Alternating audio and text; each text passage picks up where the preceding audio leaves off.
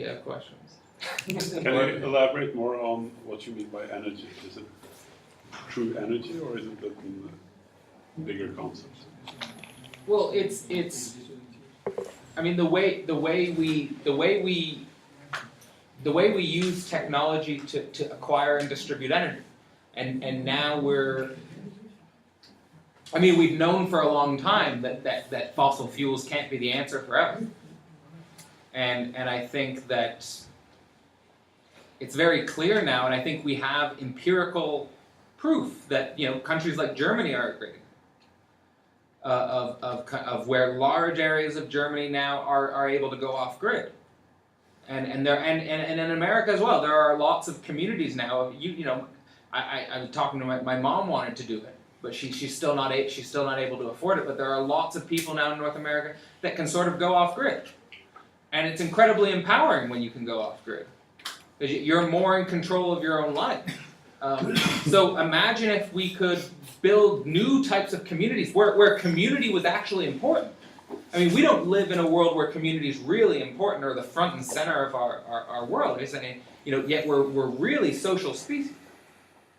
So I think that if we find a way to be able to use some of these technologies to radically rethink our social organization, in some ways, and this might be the answer to nation states, is that maybe the end of nation states is just that they become like a sideshow, that they eventually evolve into something like a Hollywood soap opera of some kind, like where we just go off and organize by ourselves, and they're still concerned with the same things, and they just start to look sillier and sillier and sillier. I mean, that's sort of what's happened to CNN in America, where CNN sort of just evolved from a serious news outlet into sort of like a Hollywood TMZ like entity, and in literally like 2 years.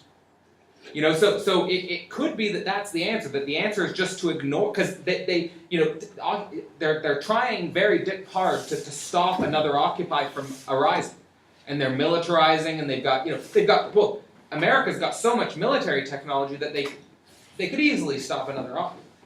I guess my question is more to in the energy system. You are talking about hunter-gatherer, agriculture, right. Then you're very purely talking about fossil fuels and fusion as pure forms of energy, whereas hunter-gatherer and agriculture doesn't stand out as concepts as pure forms of energy. So that's why I'm on elaborating on the concept of energy in that system. Well, yeah, I mean, again, the model is definitely simplified. I mean, I'm talking about the sort of the dominant energy structure of a system. I mean, of course, we're in an industrial civilization, but we haven't abandoned agriculture. It's just that no one needs to be a farmer anymore. Well, do you know what I mean? But the number of farmers is marginalized, right?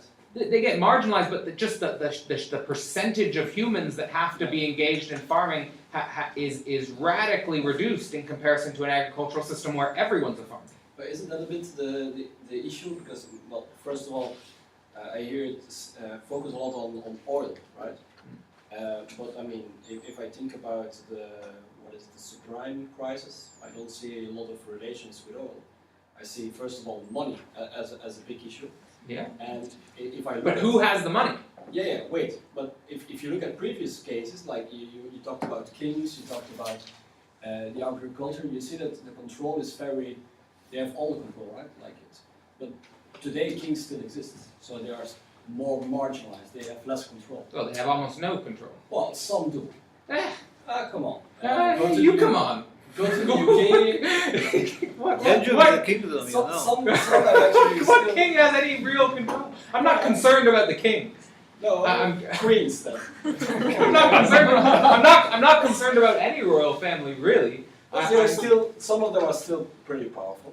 They are not as powerful as they were 300 years ago. I mean, I was very explicit when I was introducing the model, and to say that this is a simplified model in order to help us understand, very very basically the large scale forces that are on our planet. I mean, humans are by their nature very complex creatures. All of our organizations are very complex. And so my model is not going to capture that entirely, and I'm not trying to. I'm just trying to say that the dominant control structures on our planet right now, which is undoubtedly still America. I mean, Noam Chomsky was at the UN last week. I was telling Clement this. Noam Chomsky was at the UN last week, and he said, you know, I know it's too much to expect the United States to obey international law, but it would be nice if they would obey their own laws. You know, so what the point he's trying to say there is that no one tells America what to do. They're just running roughshod over anyone, and if they don't like you, well, there's going to be a drone at your head.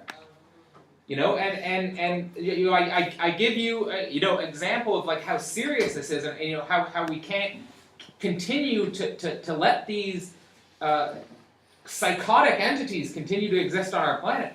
Is imagine if you were in Yemen. I mean, this is an example. This actually happens. Imagine, or let's give an example of if America was doing the same thing in Belgium as they're doing in Yemen. Imagine if they thought that there was a terrorist. As I don't know where you guys live. Say you live in an apartment. They think that there's a terrorist that lives 2 apartments above you. Well, they're just going to bomb the building and everyone in it because they think there's a terrorist. This is enraging communities. You know, that there are people with nothing who have nothing that are constantly scared now because they can't even see the drones in the sky. But you could get bombed at any moment just because there might be a terrorist next door. You know, these are the types of things that are going on in our world, and it has to stop. I'm not saying that the United States is the only control system to be concerned about, but I'm saying that the most powerful control systems on our planet they don't have a sophisticated or nuanced or enlightened vision for where this planet's going. They're not trying to create a world where everyone is safe and everyone has enough food and water. They're trying to keep the world in constant fear and panic. So, yeah. Doesn't sound like a vision, what you said. World in panic. That's their vision. That's not a very. That's what I'm saying. They have a vision. Yeah. I mean, it doesn't sound like a vision any of us in this room would support or be on board with if we were allowed to have a say in the direction of our control system. What I'm saying is that we have panic and debt. Huh? Also debt, not only panic but debt. And debt, of course, debt and debt servitude, and this is how they're controlling their own population. The situation right now for people in my generation is that they're in $1 trillion of collective debt. It's higher than credit card debt.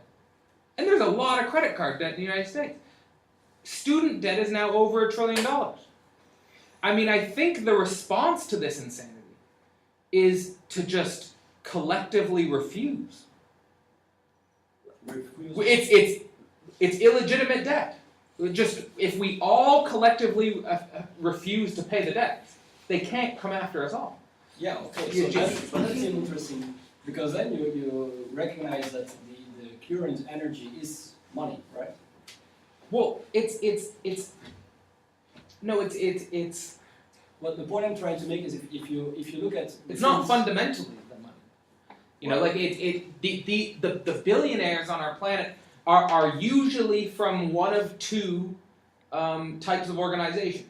They're either fossil fuel companies or telecommunications companies, and these 2 entities are working. Real estate? Huh? Real estate billionaires? You have that as well. So Yeah, well, sure. They're the thing I'm trying to see is that if you, I'm trying to think positive with you that. Yeah. If you look at kings, right, and you said that the king was in power and he needed to be know the royalties and have control over there, and what you see is that the royalties could actually at that moment money was more less of a control because they could just raise taxes on their own land. They had control over land. Now at the moment taxes is on the national level. So a person cannot just raise taxes. Well, it's actually, there's a debate about that, but something different.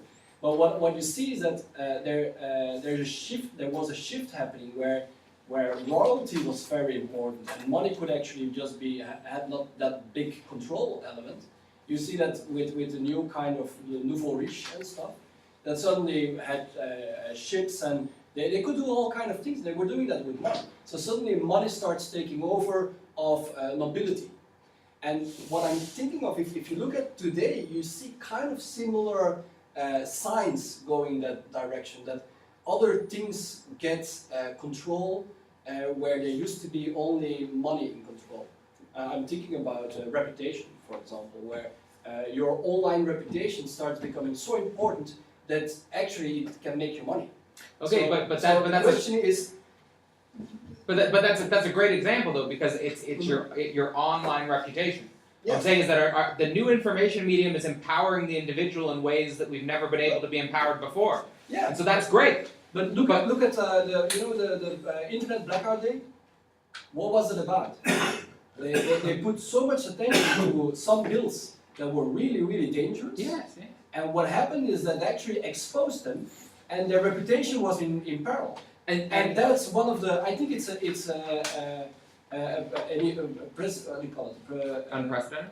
Yeah, it's an event that can actually teach us what the new control. I agree. And it's thanks to this internet that reputation becomes more important than money.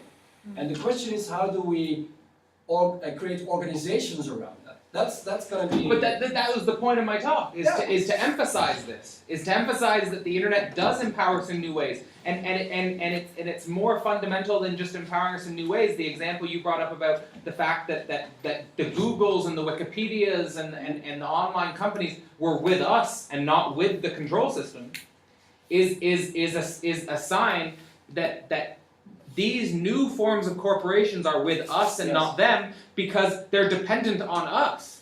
We're their clientele. We're the reason they're still in business. So they're not going to align themselves with an old control system.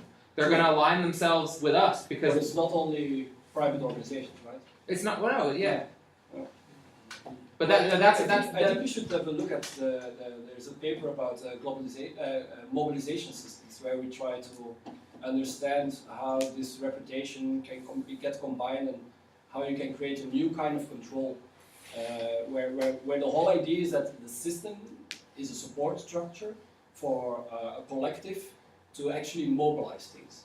And cases like the internet blackout days are good examples. There are other cases, but if you can start analyzing those cases, we as system engineers can actually start thinking about what is a control system, how do we improve that, how do we amplify the one, how do we dampen the other.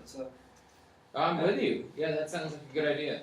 And that's really why I wanted to introduce the model, was because this is just the start or the groundwork for now sort of situating proposals for new types of control systems within this model, with the idea that, like I was trying to say, that control systems are not part of the law of physics, that they're dependent on certain cybernetic processes, and that now we can sort of come together in new ways and sort of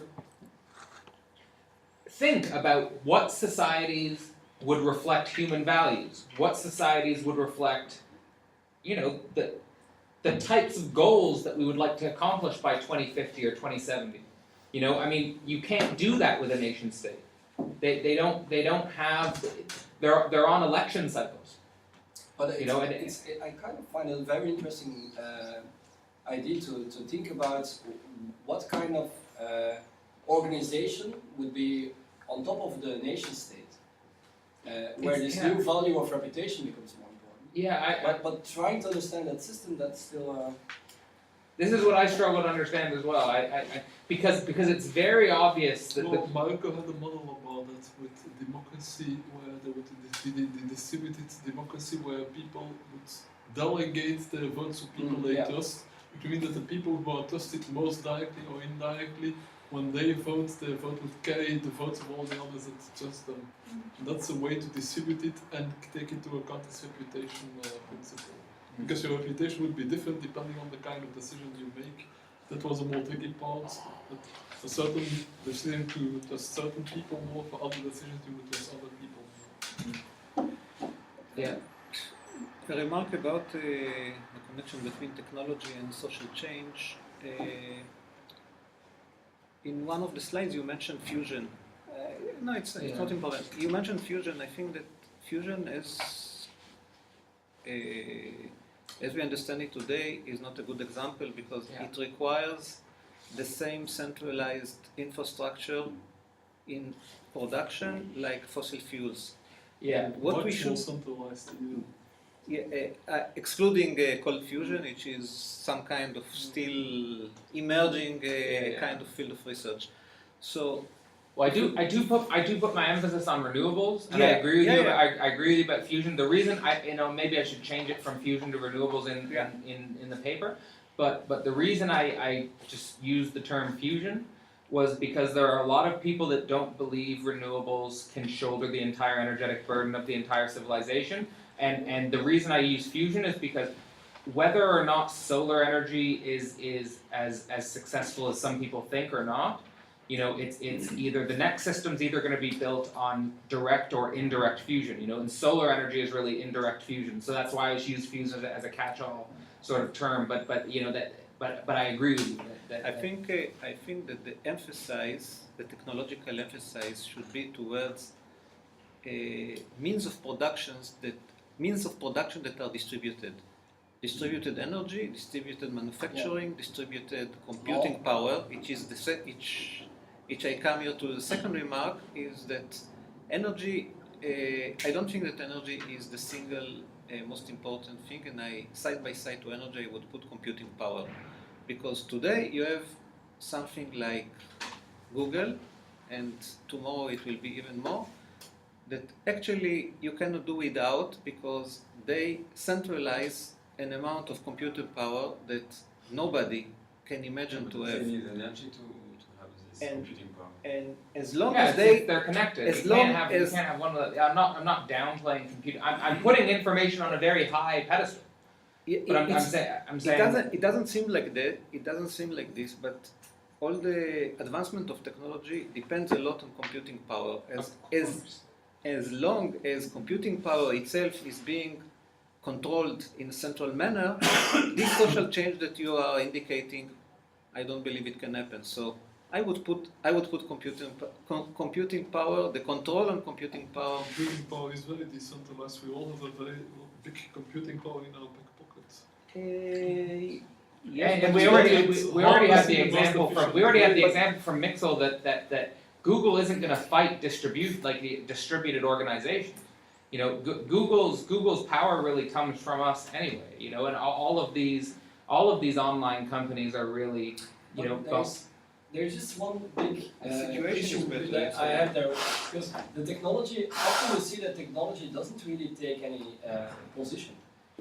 You talked about nuclear, the atom bomb, but of course you can also use it for energy use.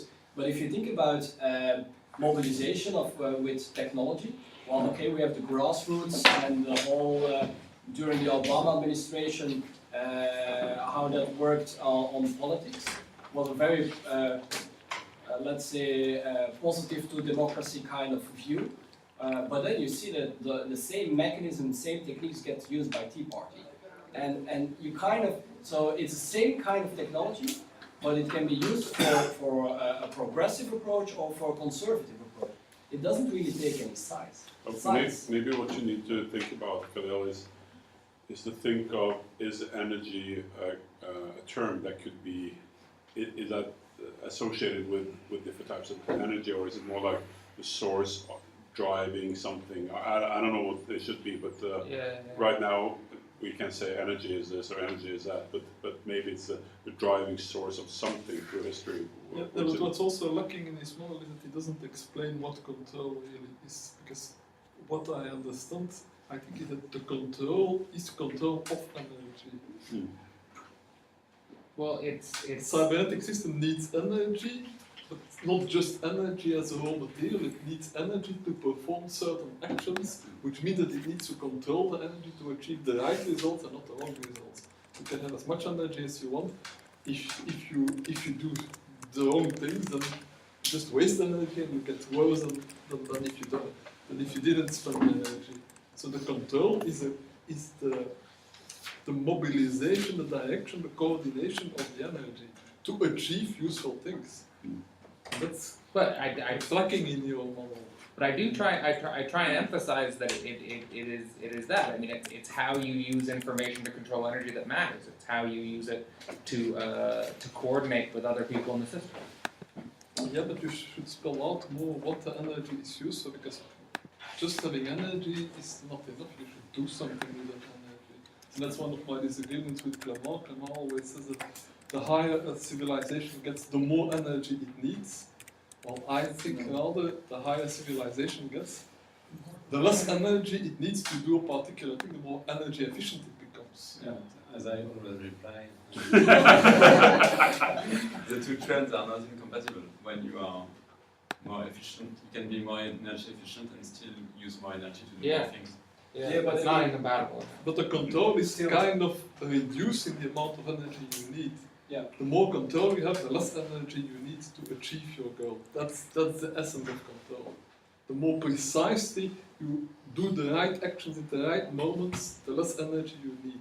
It's like what I always say in martial arts, just the one movement, but if it's perfectly, efficiently produced, will disarm your opponent, while another guy would fight and hit and not achieve anything. But that's fine though. That works with the idea that what we need to do is essentially create control systems that are so efficient and so distributed that they pretty much disappear.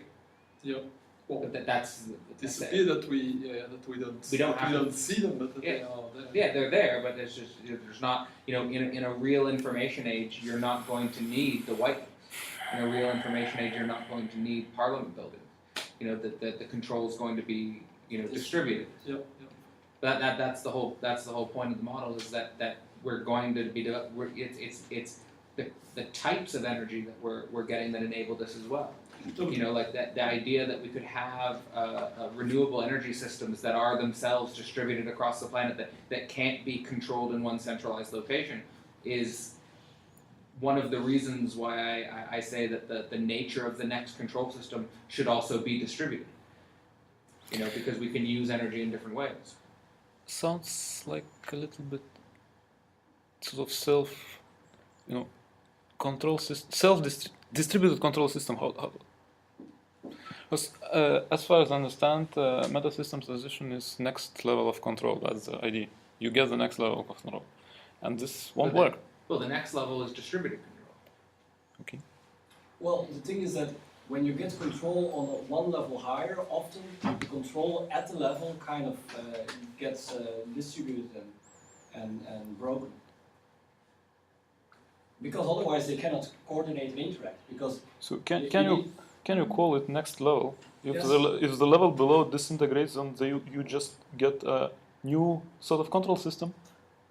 You just disintegrate the set on control system and build a new one. one. The meta level is so far away from the control on the local level. Think about cells, multicellular body, where suddenly some product may. If you don't eat enough sugar, you're gonna break down your muscles, right? Because your brains need sugar. So the meta system makes sure that the whole system will stay alive, and it may actually locally kill muscles for it. But what you see locally is that those cells kind of they don't have to protect against their environment because it's not a hostile environment anymore.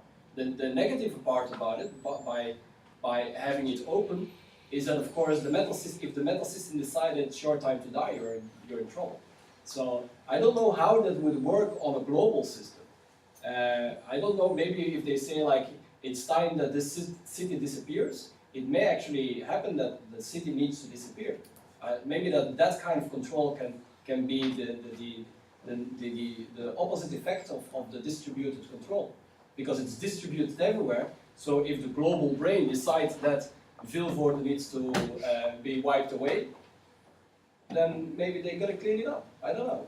Like an industrial city, they decide that's toxic or whatever. I mean, if I could compare it to a body, if I could compare it to the metal system transition of the body, that's kind of the thing you get. You get a lot more freedom most of the time, but it may well be that there is a way bigger global issue that can actually change really big things. But I don't think that's something to be worried about or even be afraid about. I think it's healthy, it's good, of course. I mean, just think of that, because of global warming, we are not allowed to have a desert at a certain place, and you're a nomad over there. Like, hey, you're gonna kill my desert, right?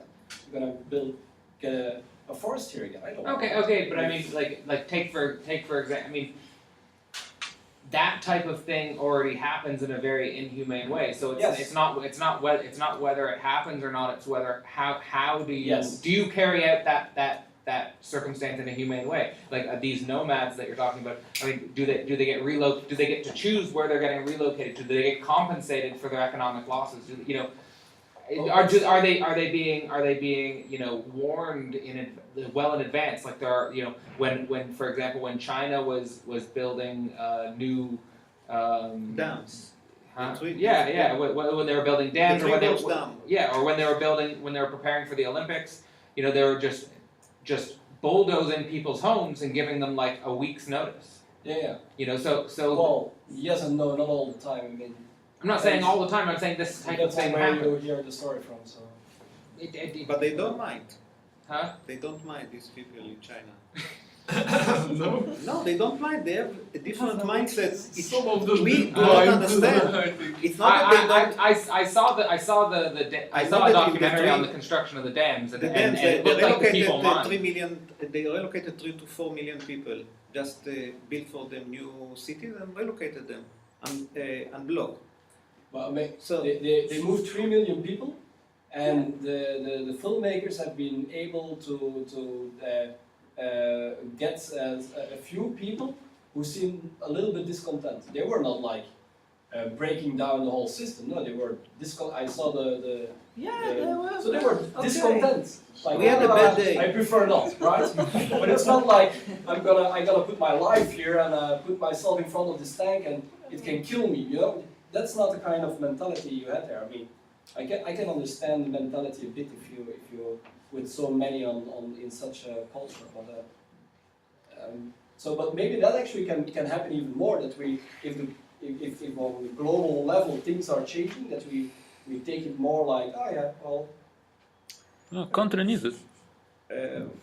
So I can go somewhere else to live. What's wrong? I think you had a question. Yeah. You talk about kingdoms and nation states, but what about corporations? Where do they fit in? Are they like nations or? It's. I think originally, like throughout most of the industrial era, nation states had some sort of regulatory control over corporate activity, and what we're seeing now, at least in the last 30 years. In many ways, because of globalization, I mean, most corporations are international now. They don't have allegiance to one nation state. They can't be regulated by one nation state. And so they can just do whatever they like. So, in many ways, corporations are the highest controls at the moment, in many circumstances.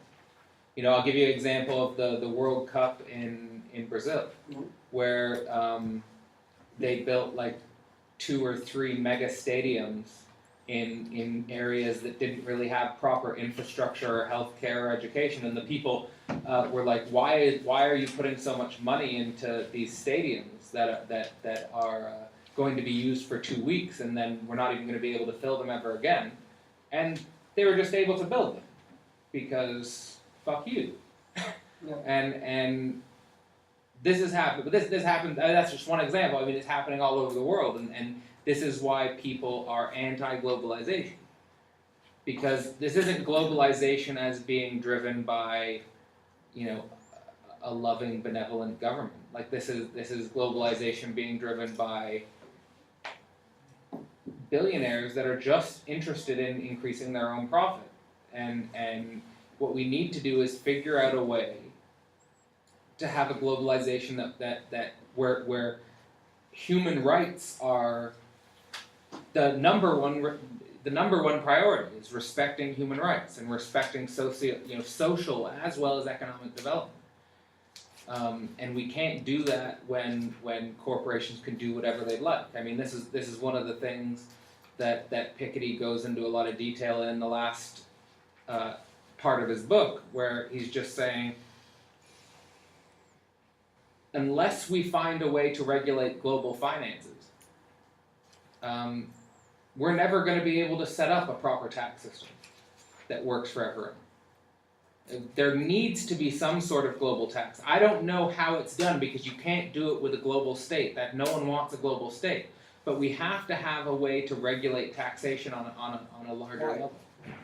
Well, I don't know if it's just a legitimate distrust of concentrated. It's a legitimate distrust of concentrated power. You know. Yeah, but why? I mean, it's trying to get create a new system by focusing on the old system. I don't know if that's needed or required. What do you mean?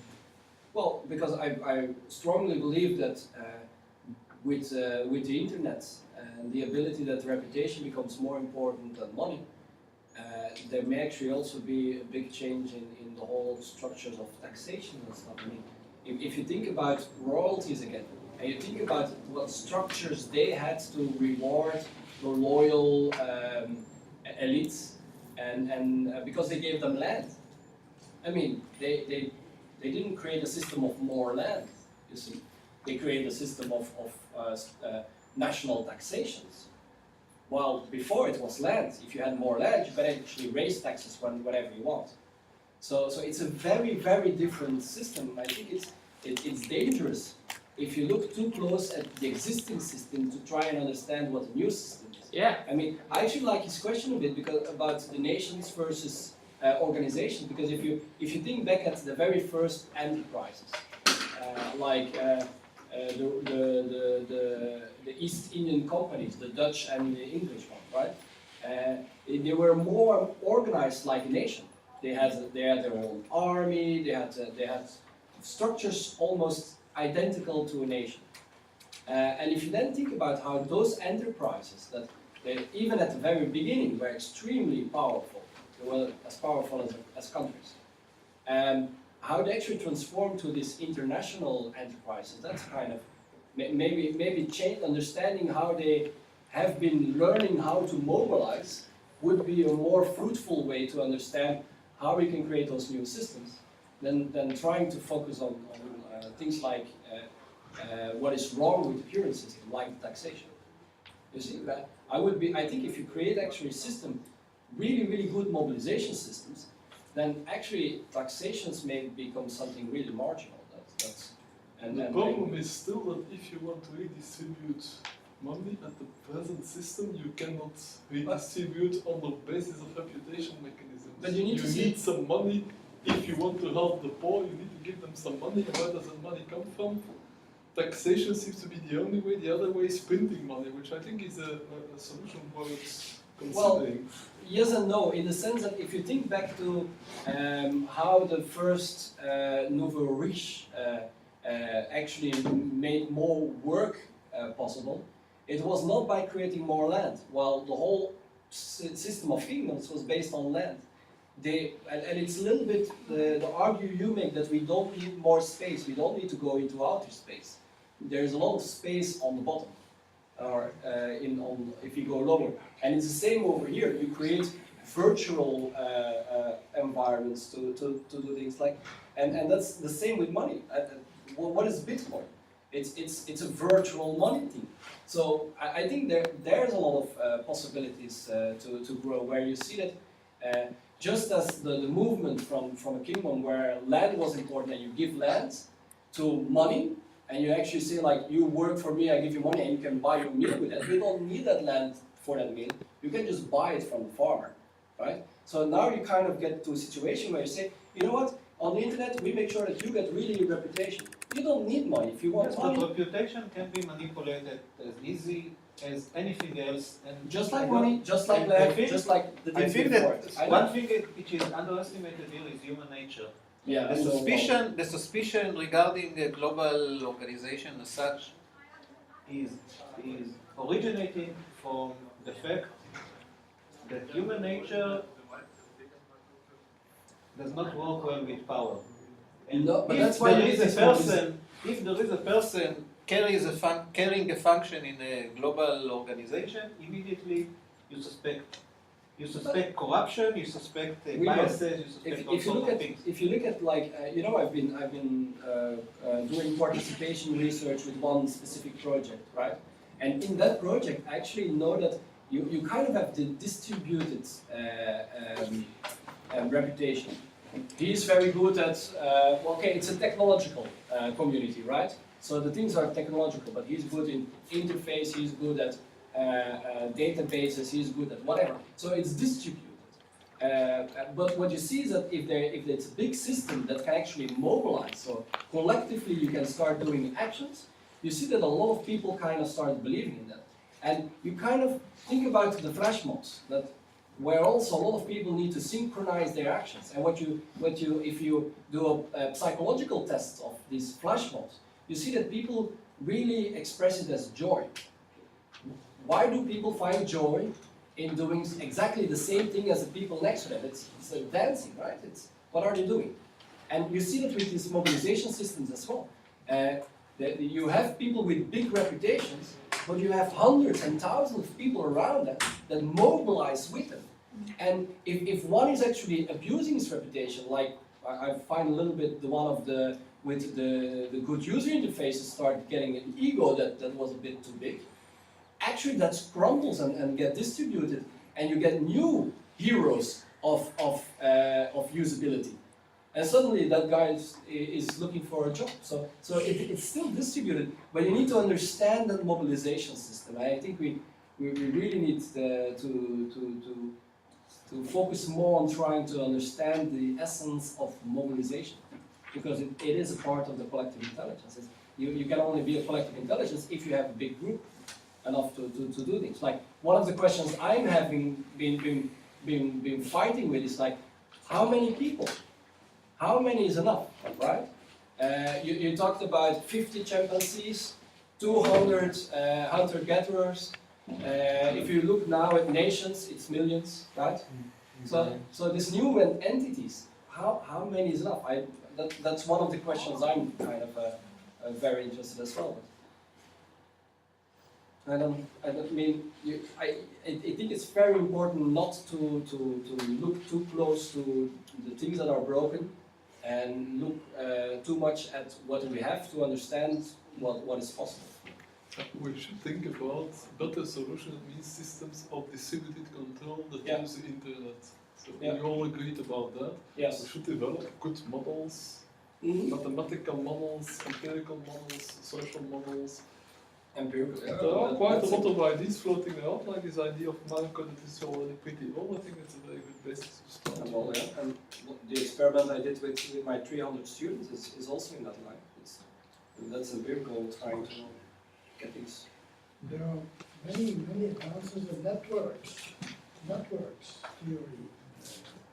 Perhaps this must be coupled with it.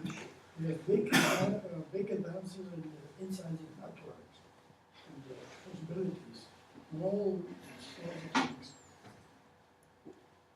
Yeah, I'll have to. I have read a lot of the literature on new types of governments, but it still seems like what I was trying to do with this talk in particular was just provide context for the larger scale processes that are going on, so that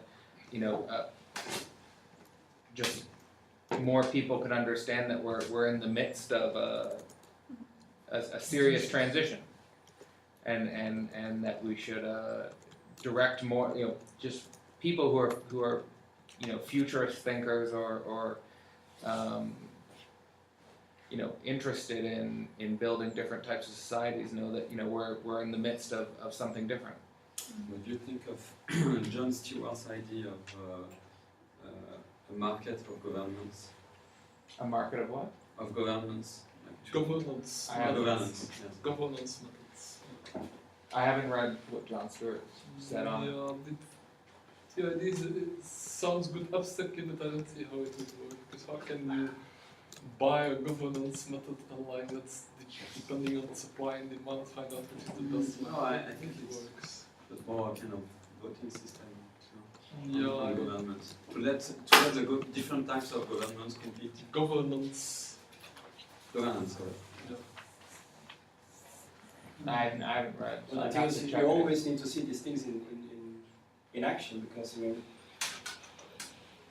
Yeah, that's the problem. I mean, a governance method, you only know it if you have applied it at a very big scale, so you can't really do many experiments with it. You can do some experiments, but you can't really have like in a marketplace where you have the same product used by millions of people, and after a while they decide, well, this product is not as good as this other product, so they shift to this other product. You can't do the same with governance methods, because a governance method, by definition, it's one method that's applied to all these people at the same time, so you can't really compare different ones. Is it not there true are, that there are limited things you can do. You can do it mathematically, right? Yes, But we are which is what most Or people are doing. you try to do a little bit of domestication kind of approach, where, because this meta system transition you expect to be evolving, right? So try to figure out where the things are, and then try to see if we can cultivate them. No, the best experiments are at the moment in internet communities who develop their own governance methods, like the example, what's again the name? The one in the Reddit? question and answer system that was very effective. How was it called? Reddit. Stack Overflow and stuff. Stack Overflow, yeah. Stack Overflow. There are lots of online communities that have Good practices. with practice. Yeah. And, But that's, I think it's way more interesting to investigate, to I understand. agree. I agree. I think our one of the things we should be doing more is taking these online communities more seriously in terms of how they've self-organized and Yes. and how they've managed to be successful, because I mean they've already gone through a natural selection like competition. And very often, I mean, what I noticed is that because like in the project I was doing participation research, actually very often they don't really understand what they are doing or how they are doing it. Yeah. Because it's self-organizing. Like I did interviews with many of the entrepreneurs in that one ecosystem, and if I asked them specific questions, they were like really surprised of the type of question. Yeah. Because it's not the way they're just Yeah. doing stuff. Right? I was involved with one social network, Hubski, and when we had meetings, it was very much a trial and error process. I mean, there was not one grand plan for where we were going. It was just sort of, it was really driven by the community. Yeah. And I think if we can have, you know, if we can have faith in people, and build communities where people really have a say in how the community develops and how this community evolves, and in many ways I feel like we need to bring it down in many ways. We need to build different types of communities where community is sort of the central focus of the way we organize. But is it faith in people? Because what I've noticed is that it's very often faith in technology, less in people. But thanks to it's using technology. yeah, you're using technology to like open data and all kind of like if I just see like how these entrepreneurs were trying to figure out who are the key developers of a module. Well, because of the developers adding everything to the distributed system, there's all kind of traces you can follow, and you can see stigmergy happening, and you start by just counting all the commits. You know that one developer is probably more engaged than the other. So you trust the technology because it's open, you can figure it out if you want, but you can actually reach to the point you want to ask questions about.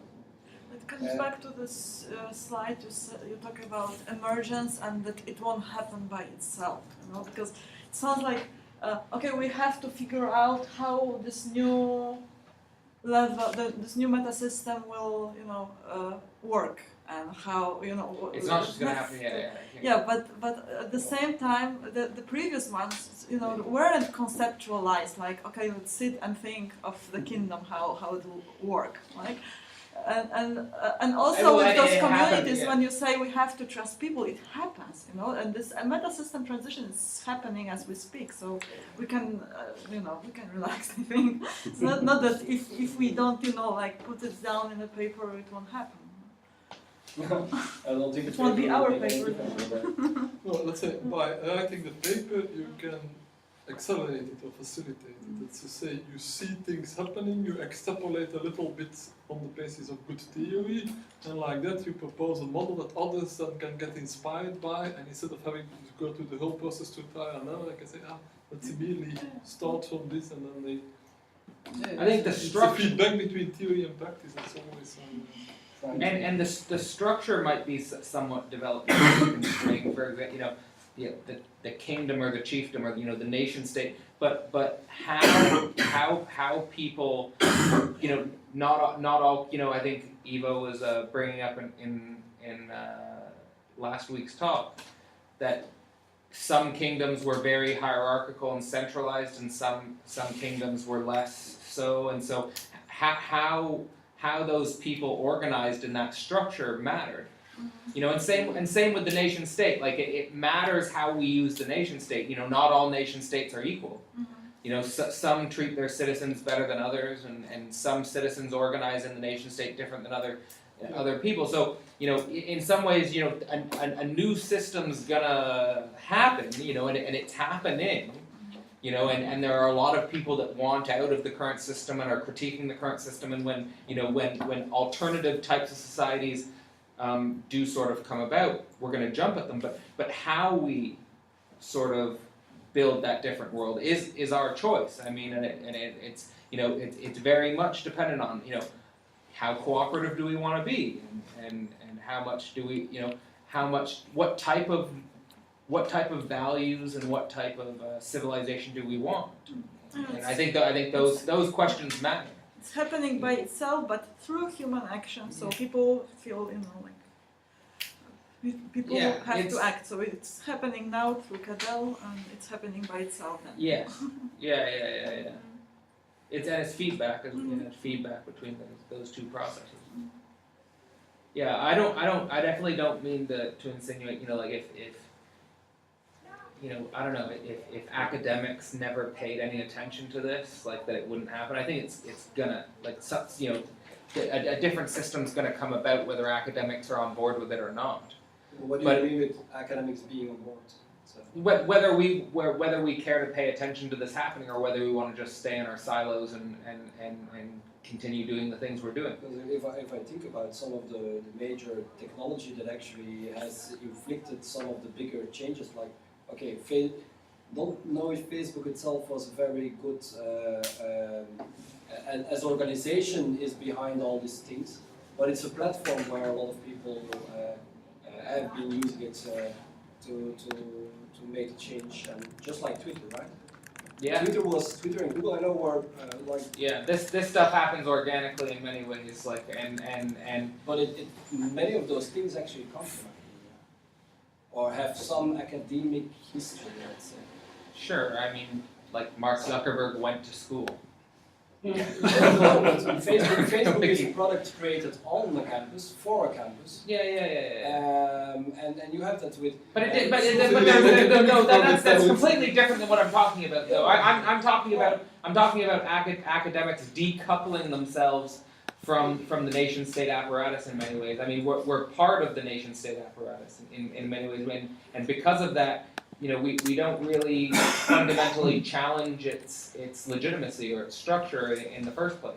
Well, so that's really what I'm talking about, and I haven't seen anything like that. I mean, there are academics that are aware of these problems, but it's just not seriously challenged. First of all, I think that has always been an issue. But the biggest problem is that, the biggest change is that now way more people go to academia. So where it used to be a very small group that would dedicate their whole life to whatever silly mathematical problem, right? And sometimes generations after generation, that would keep going on without really any usefulness for society, whatever. And what you see now is that it's not like a few people. it's a lot of people. Yeah, and that's And- fine. I mean, I think we should have more people But that have getting access. more and more into the idea that there are actually three pillars of universities, right? And research used to be the first one. The research education was already there more, but education became bigger over the years because a lot of people now were going to academia, didn't stay in academia, but actually were going through the process of universities. But what you see growing in the last 20 years, 30 years, is the idea of public service. Now it's a lot about spin-offs.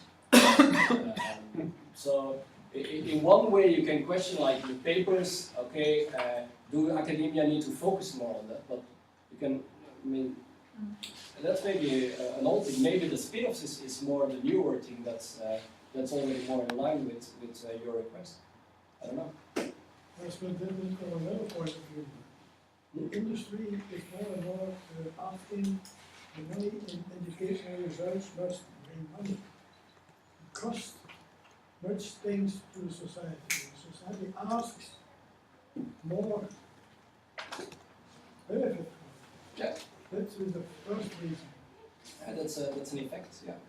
Because you need to talk to the financial and the industrial groups. They are deciding most, Yeah, pretty much. also this process, I think. Can I ask you a question there, Cadell, building on your point? And it's a bit of a meta personal question. Oh no. Oh yeah. There we go. I think it's refreshing to hear your point of view because it's actually setting a political agenda into an academic environment. So I think it's refreshing. Yeah. And my question to you is That's usually to say afterwards. Huh? Huh? That's usually what they say afterwards they bake you. Don't Oh, they? yeah. It's refreshing to hear opinions, but No, this is how. But everything you said was bullshit. Right. There we go. And I'm really thinking about academia as also a control system, and you are a part of this control system. What are your perspectives on actually bringing this forward? It's honestly something I think about every day. Like,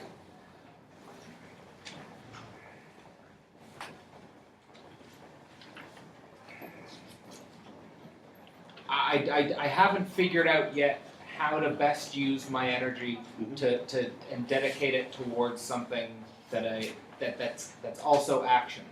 You know, that's well developed theory that can be used in a way that can actually affect change in my own community and people's lives. You know, because I think that's sort of the thing that's hit me most over the last year, and ever since because I was in my master's degree, then I was out of school for a year, and when I was out of school, I was very much able to sort of connect with a lot of people back in my hometown that never went to school, and I'm sort of like realizing they don't think they have a future, like they don't feel like this world's working for them, and it's not, so I would.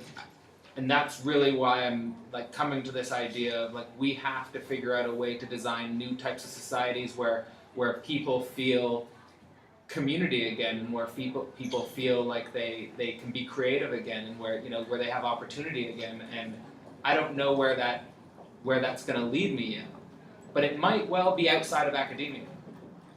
In the end, it might be outside of academia. But it's something I'm still going through. Still thinking about. Who do you call academia? Are researchers, scientists, like- or people who have certain level of education? What's that? I think being in academia means, we're it. Like we're in an institution. We're in an institution. You're trying to just forward your own career as a professor, and Yeah, but the end goal, like the real goal, is being a tenure track professor, and that's really what's going through your mind. Like that's the real goal. But I think, and there's nothing wrong with that. There's nothing wrong with that. But I'm just saying, Yeah, and if I was growing up in like the 70s or the 80s, like I think that's where my mind would be like, how do I become a tenure track professor? Actually, I think everything is wrong with that, but Well, it's fine. Yeah, I mean, I'm not. I don't know. you need to see it. It's like I'm not. I just don't want to. I don't want to judge. I don't want to judge anyone. I'm just saying that, like for me, I think I'm more concerned now that I'm not thinking about being a tenure track professor. I'm not thinking about that direct. It's not in my mind. I'm very much more thinking about how can I bring what I learn in my PhD to the real world. How can I help people understand what's going on now, and how can we act on that knowledge to create different types of societies where people feel more involved, feel more social love and more community, and that's really what matters anyway. Do you know what I mean? And yeah, that's just what I'm working through. Can you just pipe through the... more, I mean, that's a little bit what I was wanting to say. If you said what I mean with I think everything is wrong with it, because you see that there are hundreds of students that have that feeling, like they want to become a tenure track, and then there's one position in 50 years. Of course, it makes no sense. So you're going to it drive makes yourself so many insane. people- Yeah, you're going It to makes so many people disappointed. right. And you know, And why? Very stressful. we need when we're talking about a different type of world. You know, I mean, nothing survives. I mean, not much can be kept. You know, we have to think about what, you know, there's nothing wrong with scientific research and theoretical research and all of these things. These things are great. These things are the, you know, some of the best things that humans have done with their time and energy. But it also has to be about building a better human world, and I think the connection between those two activities has just been lost. And It's a bit exaggerated. when I don't know, I think it's fair. Most I think it's researchers, fair. most professors are doing research of which they think that it will improve the world. Yeah, but Whether it's social but scientists or- that's nice for them to think that, but it doesn't mean it's actually true. It does. I mean, it does. I mean, lots of the great innovations come from results of academic research. But it's interesting to see how the academic system now places a control on the academics and the Yeah. personal The motivation. problem is that this tenure track competition puts an undue emphasis on things that are not Exactly. improvement of the world, but that are just publication in particular Yeah, types yeah, of journals, yeah, etc. Yeah, And that's money one thing. gotten from all kinds of funding agencies that requires enormous amount of bureaucracy and competition, and Well, I think basically it's waste of effort. And That's that's why I awesome, think yeah. also that, you know, your speak is also almost a meta level to the academic system itself. How can you bring ideas forward to govern the academic system and not the tenure track or money funding, article publishing? Yeah, that's what I don't want anything to do with. I don't want anything to do with the tenure track. I don't want anything to do with the constantly, you know, applying for grant money and going to conferences and going to conferences and just, you know, what are conferences for? Like, what are we using conferences for? In many ways, I just see it as like a place for people to like forward their own career and like, Politics. oh yeah, it's all politics and it's not really about helping communities. It's not really about helping it's not. It's more just about career advancement and these types of things, and it's very fake. Yeah. It's very and most of the time it's very boring, and there's no there's no emotion, there's no humanness, there's no. It's very robotic. It's very bland. It's very, you know. So like we have to rethink these things. In many ways, I think we have lost the human in academia.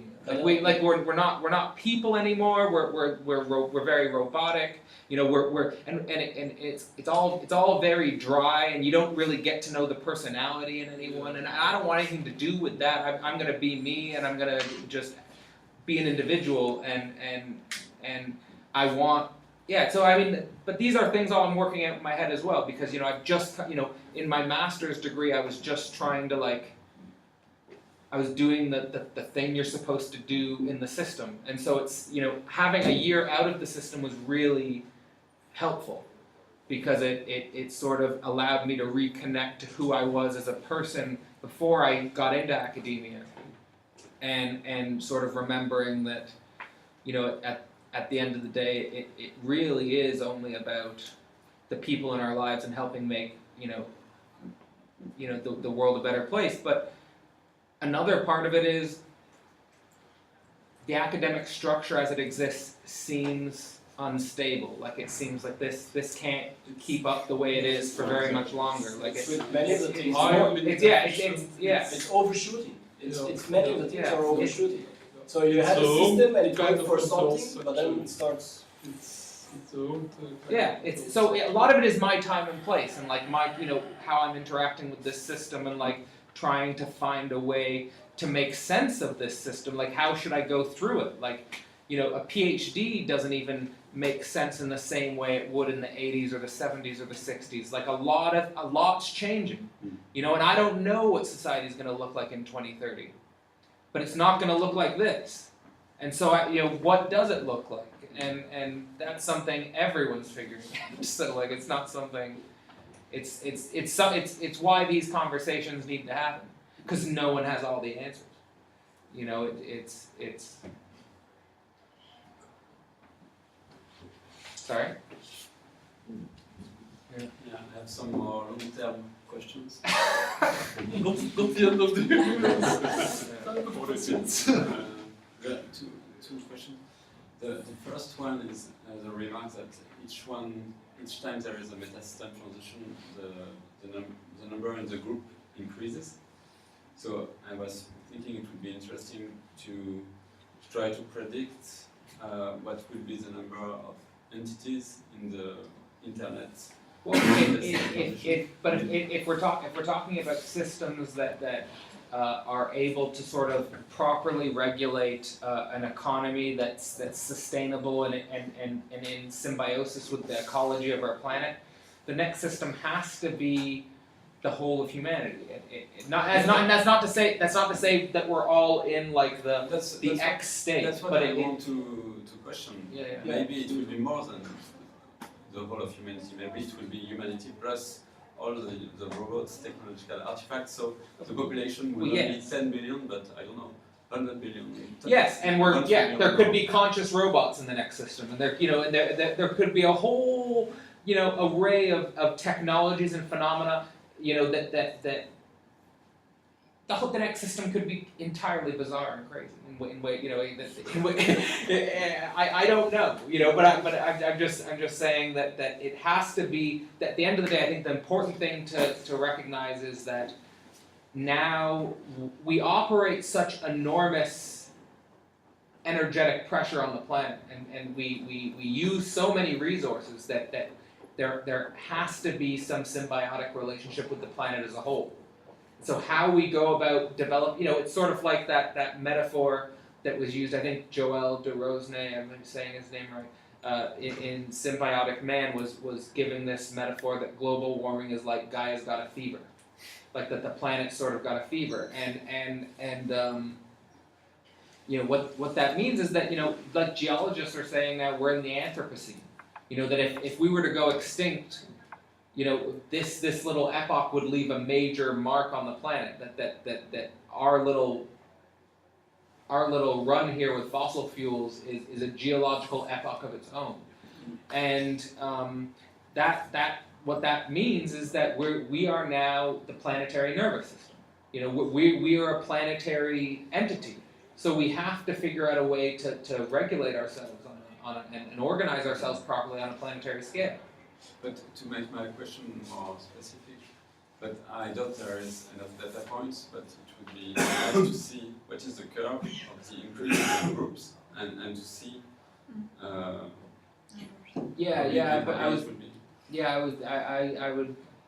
agree. I think that would be an interesting thing to track. But I mean, right now, control system development is going in the direction we don't want.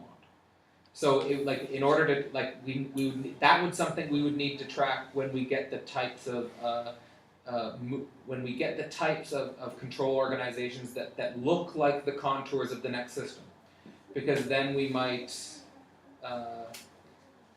we might be able to come up with some sort of, plan or strategy for how these control systems evolve and develop and start regulating larger flows of capital.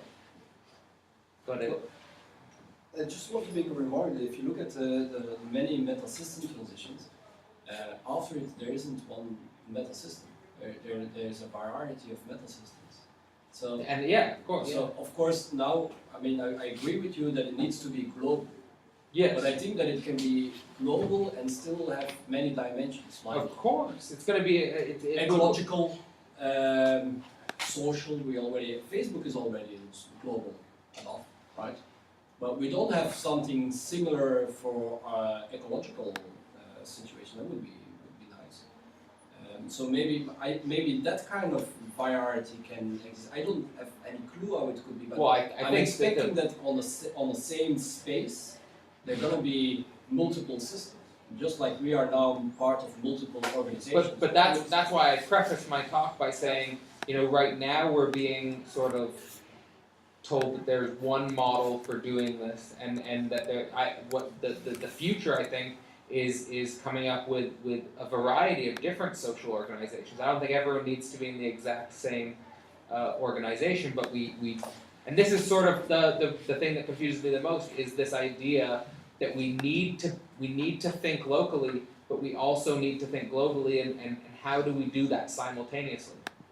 Of course, the next system we want to increase variety. We want to increase variety of cultural expression. We want to increase variety of social organization. We want to increase variety in a number of different dimensions. But we also need to figure out a way to make sure that our activities don't endanger the planet itself, or don't endanger ecosystems, and don't, so I mean that's tricky. I don't know how to do that, but it's something we should be thinking about. It's something I want to keep thinking about.